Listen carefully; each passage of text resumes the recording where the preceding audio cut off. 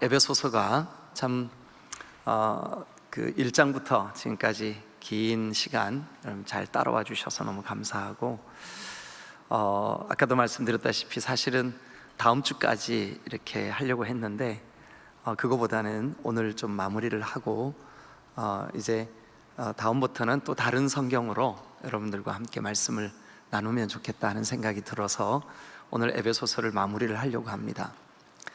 지난주에 우리는 이 에베소서 6장 10절부터 있는 본문으로 13절까지의 말씀으로 우리에게는 영적 전쟁이 있다. 그 영적 전쟁이 눈에 보이지 않지만 사람에 대하여 싸우는 전쟁이 아니라 공중권세 잡은 어둠의 영, 그 악한 사탄과의 싸움이 우리에게 늘 있다, 이 말씀을 드렸습니다. 그런데 10절부터 13절 안에는 두 번에 걸친 명령어가 들어있어요.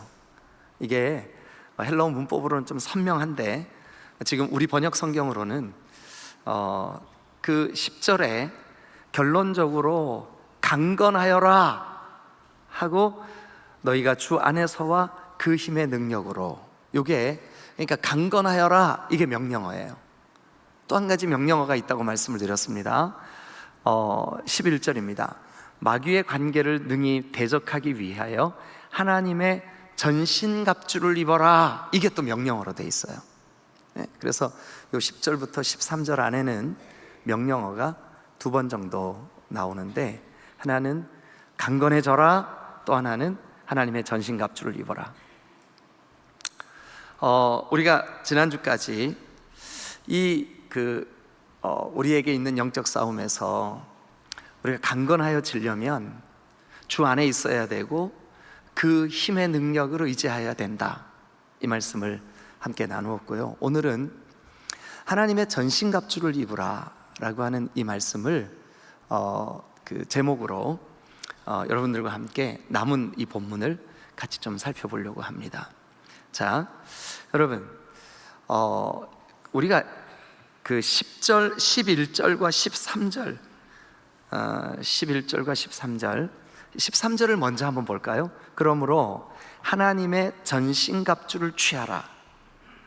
왜 전신갑주를 취해야 될까요? 왜 전신갑주를 취하라는 말은 전신갑주를 가지라는 뜻이거든요. 그러니까 전신갑주를 왜 입어야 될까요?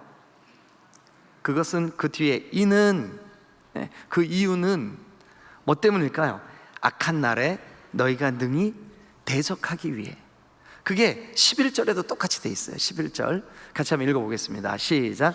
마귀의 관계를 능히 대적하기 위하여 뭐를 입으래요? 하나님의 전신갑주를 입어라. 그러니까 11절도 13절도 하나님의 전신갑주를 입어라. 그러면 여러분들이 이렇게 질문하셔야 돼요. 왜 입어야 돼요? 왜요? 그러면 10절과 13절에 뭐라 그랬어요? 악한 마귀의 관계, 악한 마귀의 꾀, 그 거짓말, 그 속임수, 그것을 대적하기 위해. 여러분, 아담과 하와가, 특별히 하와가 뱀이 찾아와서 하와를 유혹을 합니다. 뱀이 묻죠. 하와, 하나님이 정말 동산 중앙에 있는 저 선악을 알게 하는 나무의 열매를 먹지 말라 그랬어? 먹지 말라 그랬어. 그거 먹으면 정령 반드시 죽으리라, 그렇게 말씀하셨어. 근데 마귀가 뭐라 그러냐 하면, 아니, 안 죽어. 오히려 네 눈이 밝아져서 하나님처럼 돼. 하나님처럼 된다라고 하는 것은, 여러분, 하나님은 우리의 생명의 주인이시잖아요. 주관자시잖아요. 의의 우리가 이것이 옳으냐, 이것이 옳지 않으냐 하는 것의 기준이 하나님이세요.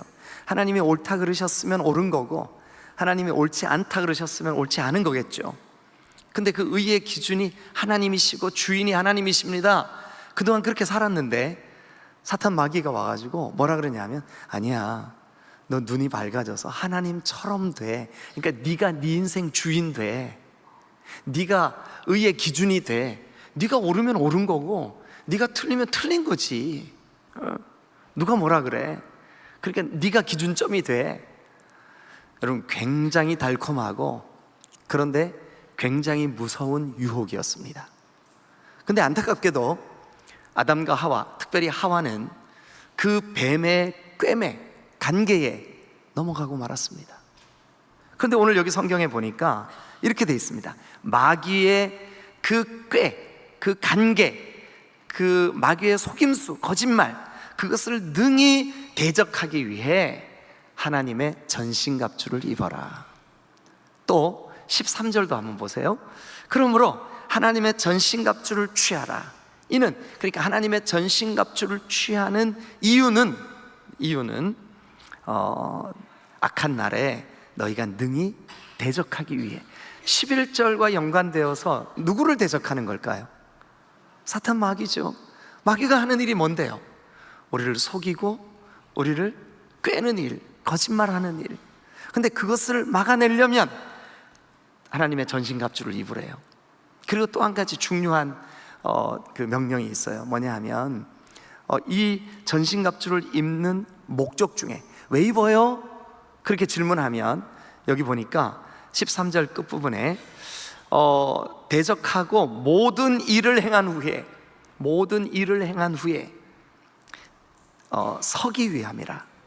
그래서 14절이 이렇게 시작됩니다. 혹시 그 영어 성경이나 또 우리 신학 공부하신 분들은, 헬라어 성경을 갖고 계신 분들은 여러분들이 보시면 아시겠지만 14절이 이렇게 시작해요. 자, 서서, 그러니까 서라라는 명령이 먼저 딱 나와요. 그런즉 서라. 근데 어떻게 서야 되냐 하면 진리로 너희 허리띠를 띠고, 그래서 그 뒤에 서라 다음에 나오는 진리로 허리띠를 띠어라, 의로 호심경을 붙여라, 평안의 복음으로 준비한 것으로 신을 신어라. 이것들은 다 분사 형태로 돼 있어요. 그러니까 주동사인 서라에 붙어 있는 거예요. 그러니까 어떻게 서 있느냐? 허리띠를 띠고 서 있어. 어떻게 서 있느냐? 의의 호심경을 붙이고 서 있어. 어떻게 서 있느냐? 평안의 신발을 신고 서 있어. 이렇게 되는 거죠, 문장 구조가. 그래서 오늘 저는 여러분들과 함께 우리가 정말 사탄의 간계를 대적하기 위해, 또 이 마지막 시대를 사는 우리의 삶에 그동안 1장부터 여기까지 오는 동안 우리는 어떤 존재였어요? 하늘에 속한 신령한 복을 받았고, 전에 허물과 죄로 죽어있던 우리가 그리스도 안에서, 그리스도 때문에, 그리스도로 인해서 살아났고 일으켜 세워졌고 영광 보좌에 앉게 되었어요. 그리고 우리는 하나님의 가족이 되었고, 하나님과 원수되었던 우리가 하나님과 화목하게 되었어요. 근데 그 하나님과 화목함, 하나님의 자녀됨, 하늘에 속한 신령한 복을 누림, 이 은혜의 복음을 누리기 위해서 우리는 딱 버티고 서야 돼요. 뒤로 물러나면 안 돼요. 넘어지면 안 돼요. 딱 서야 돼요. 버티고 서야 돼요. 그게 하나님의 전신갑주를 입는 목적이에요. 버티고 서라. 막 뱀이 와서 유혹하고 사탄이 여러분들의 마음을 흔들어 유혹한다 할지라도 서라. 예. 근데 어떻게 서야 되느냐? 그게 이제 14절부터, 오늘 제가 조금 시간적으로 무리가 될지 모르겠지만 마지막 부분 그 6가지 하나님의 전신갑주를 오늘 좀 다 마무리를 해보려고 합니다. 자, 그러면 우리가 견고히 서는 일에 반드시 필요한 전신갑주가 무엇일까요? 제일 먼저는 14절입니다. 14절. 자, 거기 보면 그런즉 서서 진리로 너희 허리띠를 띠고, 진리로 너희 허리띠를 띠고. 우리 여자분들이 별로 안 좋아하는, 남자들끼리 만나면 얘기하는 거 주제 뭐죠? 동현아, 군대 갔다 와서 군대 얘기 엄마한테 하지 마. 여자들은 군대 얘기 별로 안 좋아한대. 근데 군에 다녀오신 분들은, 여러분, 우리가 이제 군복을 입을 때 그 바지를 입고 허리띠를 띠죠. 그리고 이제 외상이라고, 제가 군생활 할 때 외상, 외투, 이거 외투를 입고 또 허리띠 하나 띠죠. 그걸 뭐라 그래요? 그 밖에 띠는 띠, 그거. 우리 군대 갔다 오신 분들은 이은종 집사님 어제 군대 잘 다녀오셨는데 그 뭐라 그러죠 이걸? 탄띠라 그러죠, 탄띠. 예. 아마 남자들은 군에 갔다 오셔서 탄띠 그러면 뭔지 딱 아실 거예요. 그러니까 속에 바지 안 내려가게 하는 이 허리띠는 작은 허리띠. 근데 이 외투를 입고 그 위에 그 외투를 딱 조여매면서 허리에 딱 차는 거, 그걸 뭐라 그러냐면 탄띠라 그래, 탄띠. 근데 그 탄띠 허리띠에는요, 그 물통을 달 수 있는 수통 그 거치대도 있고요, 칼, 짧은 그 군용 칼 이렇게 꽂고 다니는 칼집도 여기 달려 있고, 그러니까 이 탄띠에 그런 것들이 붙어 있어요. 그리고 탄띠에 수류탄도 이렇게 딱 걸 수 있게 돼 있어요. 탄띠에 탄창, 그러니까 총알 들어있는 그 탄창도 딱 이렇게 꼽을 수 있는 탄창집이 있어요. 그러니까 이 허리띠가 이렇게 좀 외투 같은 거, 이렇게 그 나풀거리는 거, 이런 것들을 단정하게 하는 목적뿐만 아니라 여러 다양한 무기를 장착하는 기능을 가지고 있는 게 허리띠예요. 그런데 에베소 지역은 고대, 오늘날 튀르키예 지역이에요. 터키. 근데 이 지역이 고대에는, 이 성경이 기록될 때는 로마가 지배하고 있었어요. 그리고 실제로 에베소 지역에 로마 주둔 병력이 있었어요.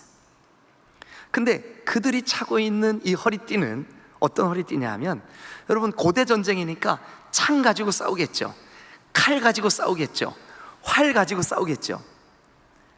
그럴 때 이 창을 이렇게 들고 이동할 때, 이 창을 손에 이렇게 들고 이동하면 이게 무겁고 번거롭잖아요, 그죠?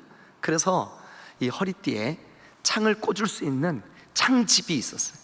그래서 거기 딱 버티고 손은 이거 잡기만 하면 이렇게 그 군인들이 행진하고 이렇게 할 때 아주 용이하게 할 수가 있는 칼집도 있고.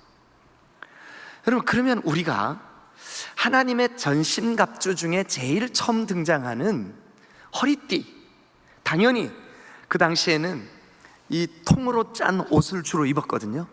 그러니까 뛰면 얼마나 이것이 걸그적거리겠어요. 예? 우리 바바리 코트 같은 건데 그런 걸 입고 뛴다고 생각을 해보세요. 그러니까 허리띠로 얘를 딱 종여매는 거예요. 이렇게 어떻게 흉내 내볼게요. 딱 이렇게 종여매는 거예요. 그리고 거기 밖에다가 허리띠를 딱 매는 거죠. 근데 여러분, 이 허리띠가 허리에 힘도 북돋아 주지만 조금 전에 설명드린 대로 다양한 무기를 장착할 수가 있어요. 그리고 이 허리띠는 이 걸그적거리는 외투 같은 것들을 단정하게 딱 동여매는 역할을 해요. 여러분, 그러면 우리의 신앙 속에 뭐가 우리의 허리에 힘을 받쳐주고 우리로 하여금 여러 무기를 여기에다가 준비시킬 수 있도록 돕고, 그리고 또 우리로 하여금 이렇게 번거롭게 하는 여러 그 너풀거리는 것들을 단정하게 딱 만드는, 우리 신앙에 군더더기 없이 깔끔하게 딱 조여주는, 그게 뭐래요? 오늘 성경에 진리래. 진리래요. 여러분, 누가 뭐라 그래도 예수님은 우리의 구원이십니다. 누가 뭐라 그래도 천지를 하나님이 창조하셨습니다. 누가 뭐라 그래도 예수님이 우리를 위하여 이 땅에 사람으로 오셨습니다. 누가 뭐라 그래도 예수님 죽으셨다가 십자가에 우리의 죄를 대속하시기 위해 죽으셨지만 3일 만에 살아나셨습니다. 진리예요. 그러니까 이 진리는 우리로 하여금 우리 신앙을 든든하게 탁 버텨주는, 그래서 여러분, 진리로 허리띠를 띄어야 우리가 마귀의 간계를 막을 수 있고 버텨 마지막 때를 여러분 견고하게 설 수 있는 줄로 믿으시길 축원합니다. 그래서 우리 허리띠를 떼야 돼, 진리로. 여러 번 여러분들에게 말씀드렸지만 진리는 굉장히 배타적이에요. 다른 것을 수용하는 능력이 없어요, 진리에게는. 그래서 예를 들면 이거예요. 여러분, 1 더하기 1은 얼마일까요? 어떤 사람은 그래요. 1요. 아니 왜 1이에요? 보세요, 빗방울이 한 방울 떨어지고 또 한 방울 떨어졌는데 같이 모이면 한 방울이잖아요. 그러니까 1 더하기 1은 1이죠. 요거는요 말장난이에요. 진리가 아니에요. 진리는 하나밖에 없어요. 1 더하기 1의 진리는 2밖에 없어요. 3이 되거나 4가 되거나 5가 되거나 하면 그건 진리가 아니에요. 진리의 특성 자체는 오직 하나밖에 없는 거예요. 그러니까 하나님과 우리 사이에 깨어진 관계를 회복하는 유일한 길은 예수 그리스도, 나사렛 예수 그리스도, 나를 위하여 십자가를 지신 예수 그리스도, 그 한 분밖에 없다. 이게 진리인 줄로 믿습니다. 그러니까 진리는요, 다른 것을 수용할 줄을 몰라요. 예.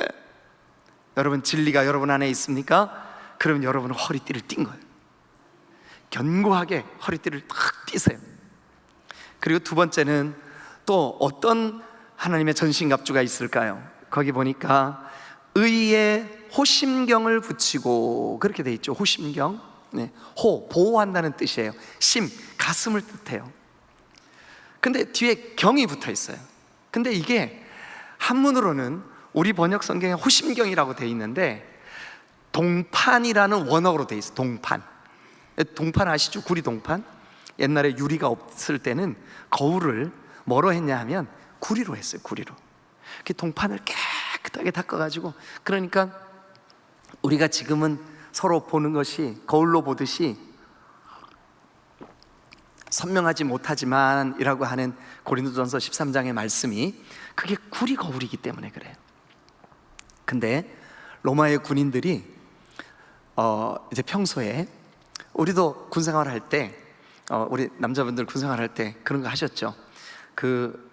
저는 이제 그 M16 소총 시대인데, 제가 이제 그 K1으로 막 바뀔 때 군생활을 했어요. 근데 총을 각자 자기 관물대에서 꺼내가지고 저녁 때 이렇게 점호하기 전에 그거를 다 분리해서 기름으로 닦고 막 이렇게 고치고 조이고, 그리고 다시 또 다 조립을 하고, 또 옆에 있는 다른 병사들하고 이거 분해했다 조립하는데 더 빨리 하는 사람 착착착착착착착. 저는 그렇게 못하지만 그렇게 했다고요. 근데 고대 전쟁 때는 호심경을 그렇게 했어요.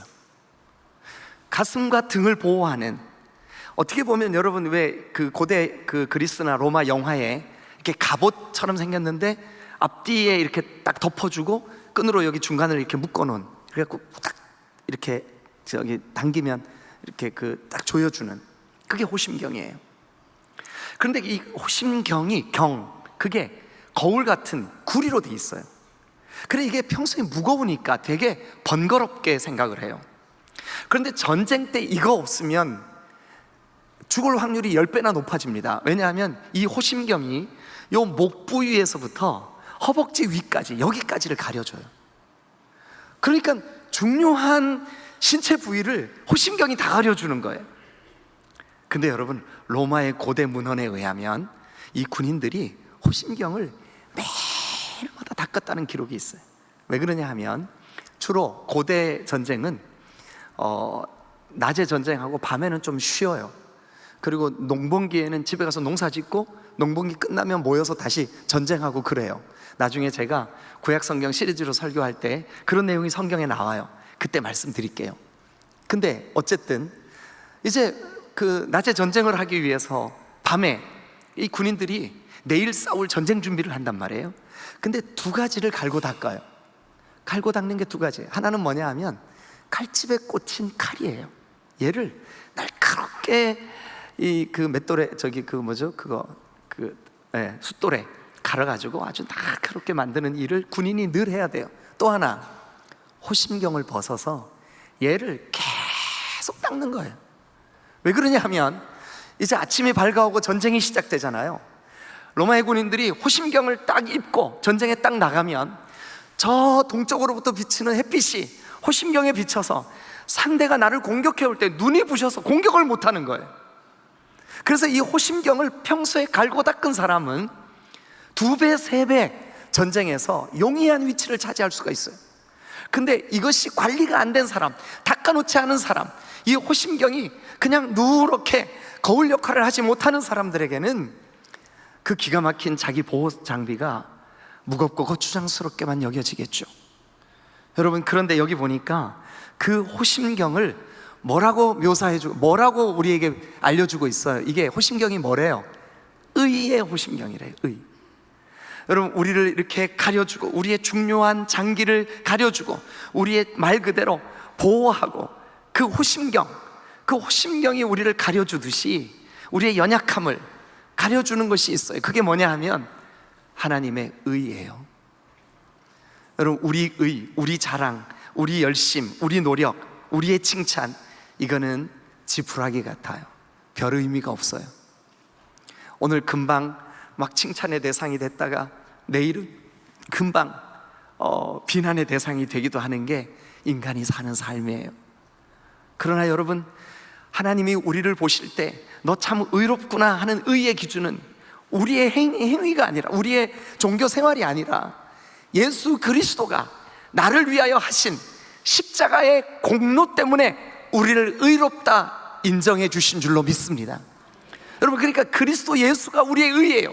나의 의는 이것뿐 예수의 피밖에 없네. 믿으시면 아멘. 그러니까 내 의는 오늘은 자랑스러웠다가 내일은 창피해 죽겠죠. 근데 하나님의 의는 어떨까요? 여러분, 어제도 오늘도 내일도 변함없이 그리스도 예수, 하나님의 독생하신 아들을 통해 나를 그렇게 봐주시는 줄로 믿습니다. 그러니까 우리 의는 예수 그리스도예요. 예수 그리스도는 신실하셔서 한 번도 우리를 향한 사랑을 굽힌 적이 없어요. 예수 그리스도는 한 번도 우리를 배반하거나 우리를 여러분 서운하게 한 일이 없어요. 여러분, 예수님의 의가 여러분들의 의가 되시기를 주님의 이름으로 축원합니다. 근데 그 의로 호심경을 딱 붙이래요. 내 노력으로, 내 관리로는 안 되는데 예수님께서 하신 예수님의 공로로, 그게 우리가 의가 되도록. 그러니까 여러분들의 마음이, 여러분들의 정서가, 그래, 나의 의는 예수 그리스도셔, 이거 가지시기를 주님의 이름으로 축원합니다. 세 번째, 여러분, 세 번째 전신갑주의 종류가 뭘까요? 여기 보니까 평안의 복음이 준비한 것. 그러니까 복음이 뭐를 준비했대요? 그 뭐를 준비했어요? 복음이 평안을 준비했어요.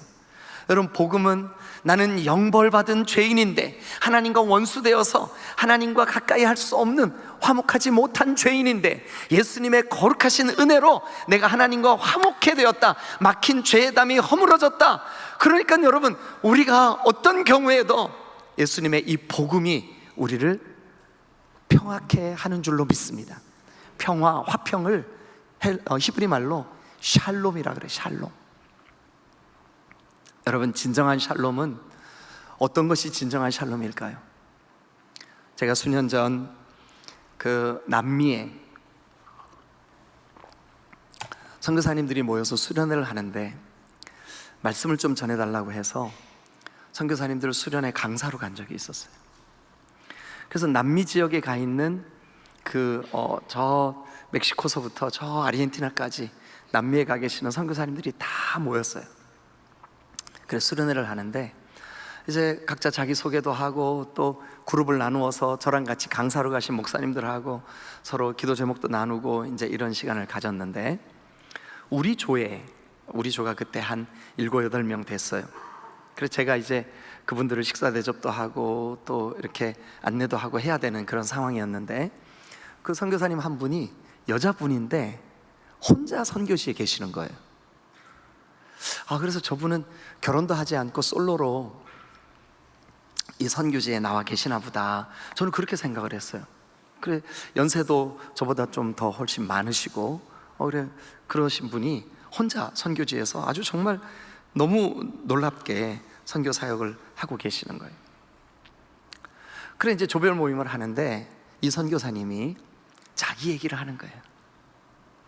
근데 이 선교사님이 남편과 함께 결혼해서 신학 공부를 다 마치고 두 내외가 같이 그 남미 선교지에 선교하러 왔다는 거예요. 그런데 이분들이 한국에 자주 나올 기회도 없었지만 한국에 나가 본 것이 언젠지 기억이 안 날 만큼 오랫동안 한국을 못 나왔어요. 근데 그 남미에 계시는 동안 그만 이 남편 되시는 목사님이, 선교사님이 병이 들어서 그 선교지에서 돌아가셨어요. 그 사모님 혼자 남은 거예요. 사모님은 목사님이 설교하실 때 빔 프로젝트 그거 그림 띄워주는 거 하시고, 선교사님이 예배 인도할 때 옆에서 반주해 주시고, 선교사님이 그 전도 대상자들 찾아서 방문할 때 목사님 가방 들어주시고 이 역할밖에 안 했는데 남편이 어느 날 갑자기 병들어 죽어버린 거예요. 그래서 이 여자 선교사님은 혼자, 남편 없으니까 무섭기도 하고, 그리고 이 선교지에 세워놓은 예배당, 그리고 선교센터, 그리고 훈련 중에 있는 이 젊은 신학생들, 어떻게 해야 될지를 모르게 멘붕이 왔대요.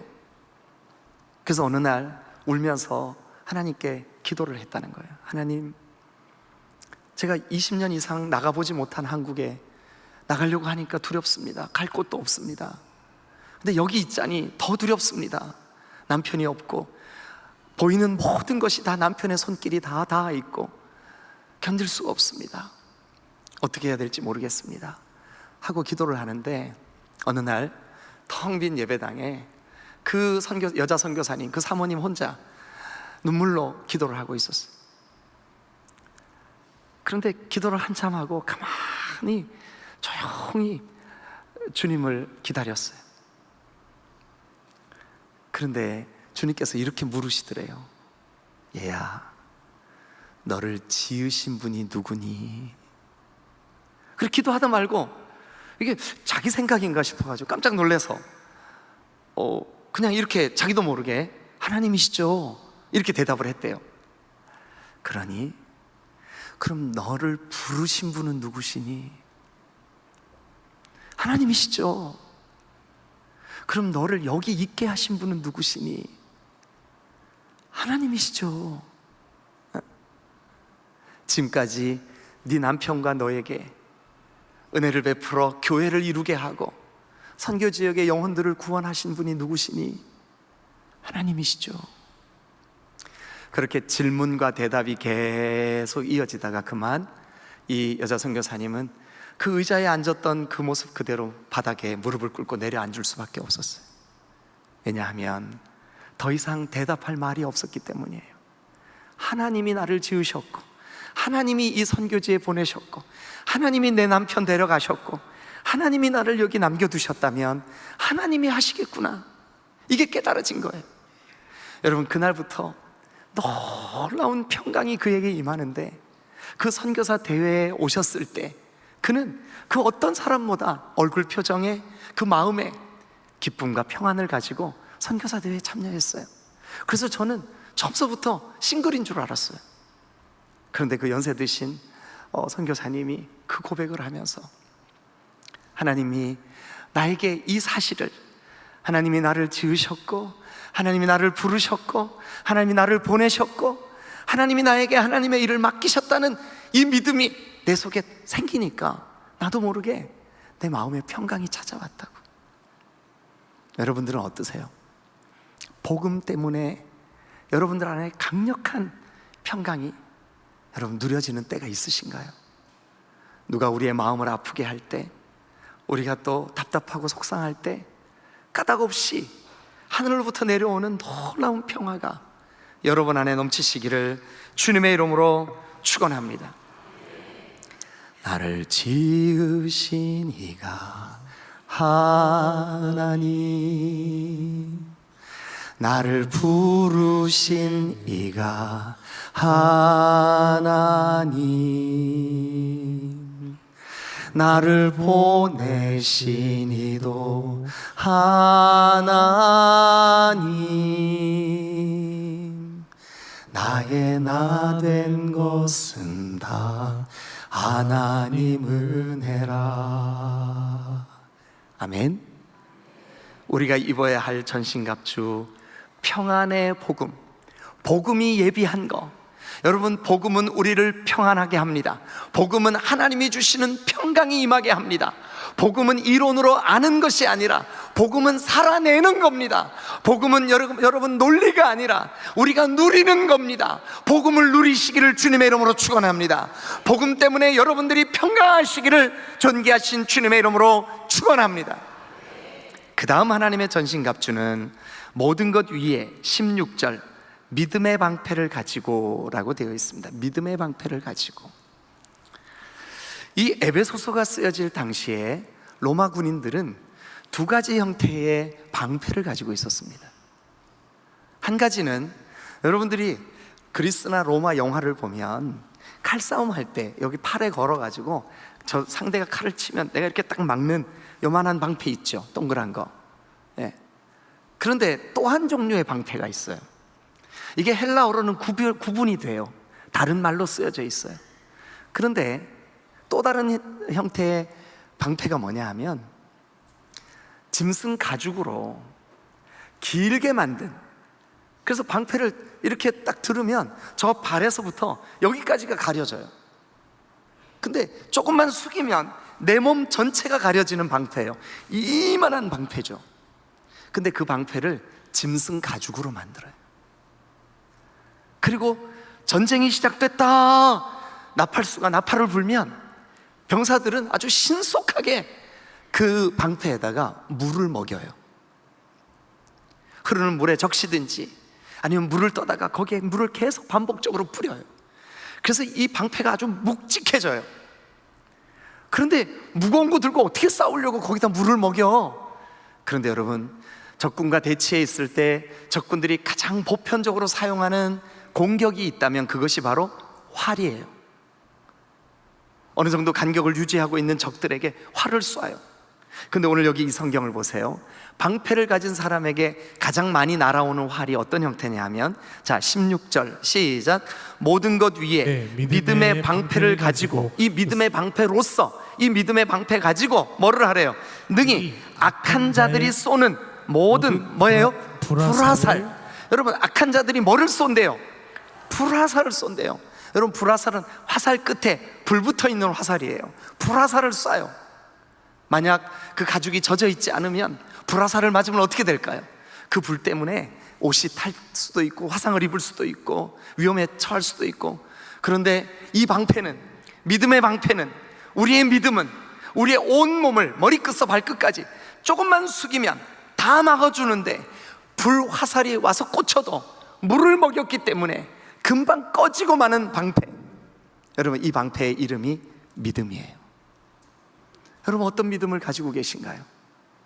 내 속에 예수 그리스도가 나의 구주시다 라고 하는 믿음 때문에 저 악한 사탄 마귀가, 대적이 불화살을 쏩니다. 어떨 때는 낙심이라고 하는 불화살을 쏘아요.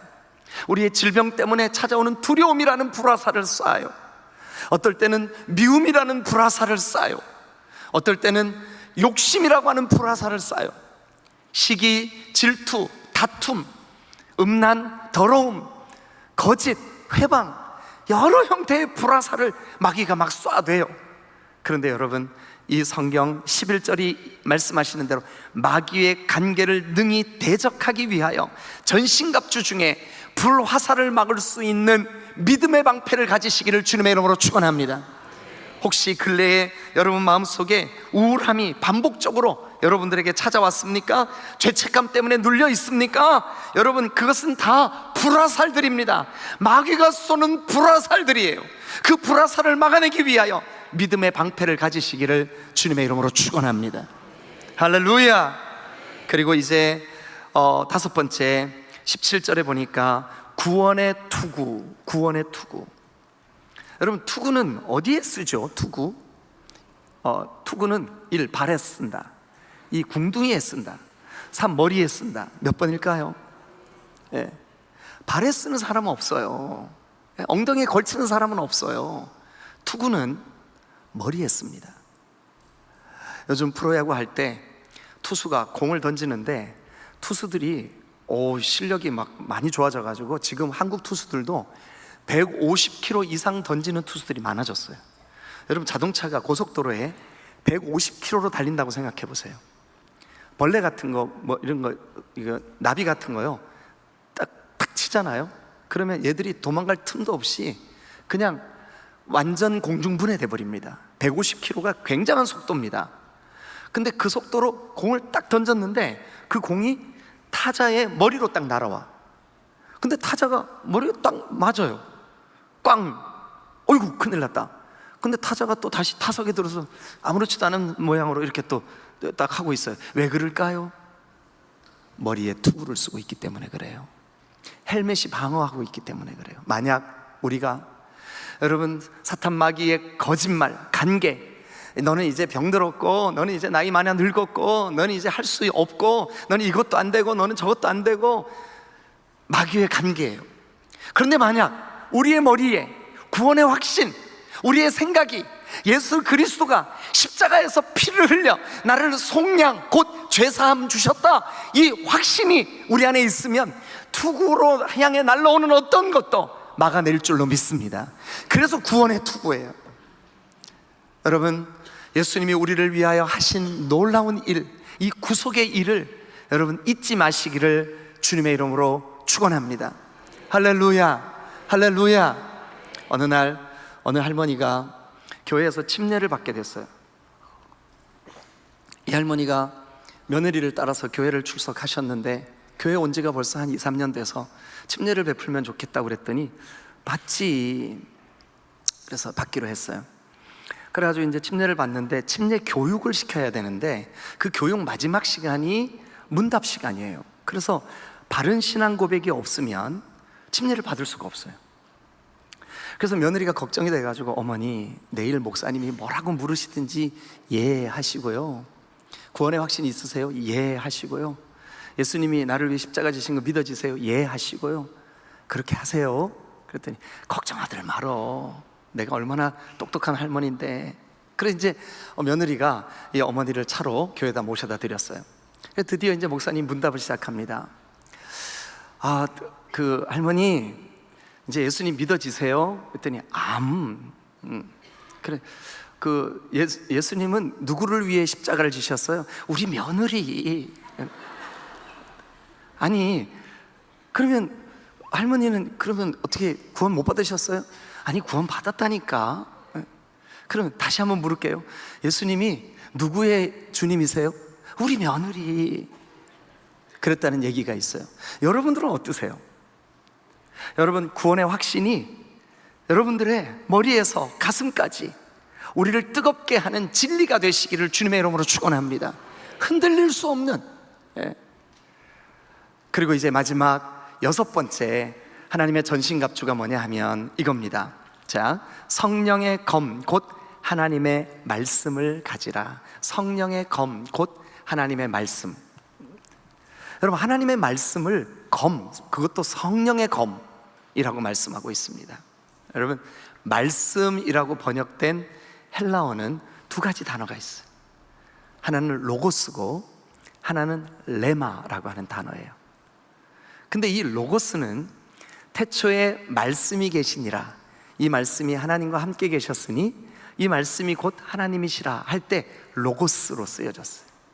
로고스는 여러분들이 들고 계시는 이 66권, 이 성경, 이게 여러분들이 펼쳐 보셨던 안 보셨던, 여러분들이 오늘 설교를 귀담아 들으셨던 안 들으셨던, 이미 우리에게 주어진 하나님의 말씀이잖아요. 그래서 이거를 주어진 말씀, 이것을 로고스라 그래요. 로고스. 근데 레마는 똑같이 하나님의 말씀으로 번역이 되어 있지만, 이 레마의 말씀은 뭐냐 하면 들려진 말씀이에요. 들려진 말씀. 들려졌다는 것은 깨달아졌다는 거잖아요. 들려졌다는 것은 여 가슴에 남았다는 거잖아요.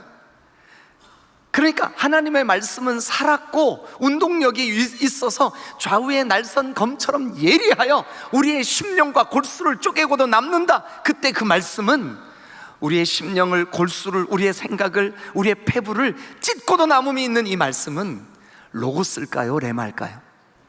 레마예요. 레마. 시간마다 여러분들에게 레마의 말씀이 들려지시기를 주님의 이름으로 축원합니다. 레마의 말씀이 성령의 검, 곧 하나님의 말씀이에요. 만약 하와가 뱀이 와가지고 그를 속이려고 할 때 하나님의 말씀이 그 속에 견고하게 자리 잡고 있었다면, 너 이거 선악을 알게 하는 나무 열매 먹으면 죽어, 이 하나님의 말씀이 그 속에 정확하게 자기 말씀으로 레마로 여기 있었다면, 뱀이 와서 간계를 부릴 때 이렇게 했을 거예요. 그때는 아직 예수님 안 계셨으니까, 이 더러운 간계를 부리는 마귀야 떠나가라, 이렇게 했겠죠. 근데 하와는 그게 없었어요. 그냥 넘어가고 말았어요. 선악과를 따먹고 말았어요. 여러분, 우리가 이 시대 앞에, 여러 세속의 이런 문화들 앞에 혹시 여러분 넉넉히 이기고도 남음이 있는 하나님의 전신갑주를 입고 계십니까? 진리로 허리띠를 띠셨습니까? 여러분 의로 여러분 호심경을 붙이셨습니까? 그리고 믿음의 방패를 가지셨습니까? 구원의 투구를 쓰셨습니까? 복음의 신발을 신으셨습니까? 성령의 검, 곧 하나님의 말씀이 여러분 안에 차고 넘치십니까? 오늘 이 설교를 하고 나면 아마 다음 학기 성경 일독학교 모집이 잘 될 것 같아요. 여러분, 우리가 하나님의 말씀으로 이 험한 때를 넉넉히 이겨 여러분 마귀의 간계를 대적해내는 여러분 되시기를 주님의 이름으로 축원합니다. 기도하시겠습니다.